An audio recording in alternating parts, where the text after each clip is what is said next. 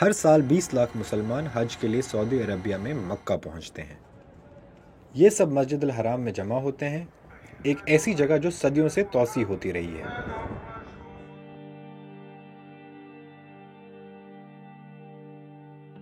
اس کی شروعات کعبے کے گرد ایک صحن سے ہوئی تھی۔ مسلمانوں کا ایمان ہے کہ اسے پیغمبر ابراہیم اور ان کے بیٹے اسماعیل نے بنایا تھا۔ 7ویں اور 8ویں صدی میں ایک دیوار اور سنگ مرمر کے ستون شامل کیے گئے۔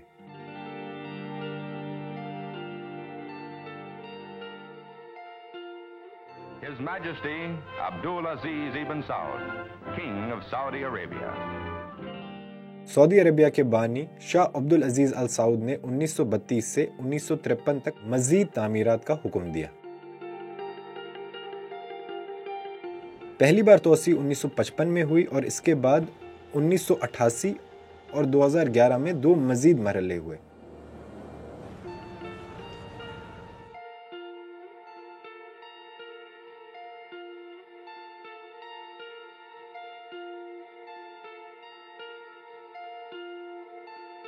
اب یہ 15 لاکھ مربع میٹر کے وسیع رقبے پر پھیلی ہوئی ہے۔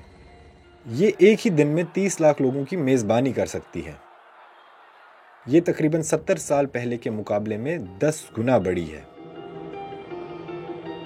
مطاف، جو کعبہ کے گرد طواف کرنے والے کھلے علاقے کو کہتے ہیں، حج کے دوران فی گھنٹہ 1 لاکھ افراد کو سنبھال سکتا ہے۔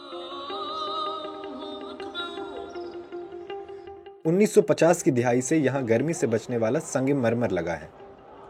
ایسکیلیٹرز اور ٹھنڈک کا نظام 1980 کی دہائی کے آخر میں نصب کیا گیا۔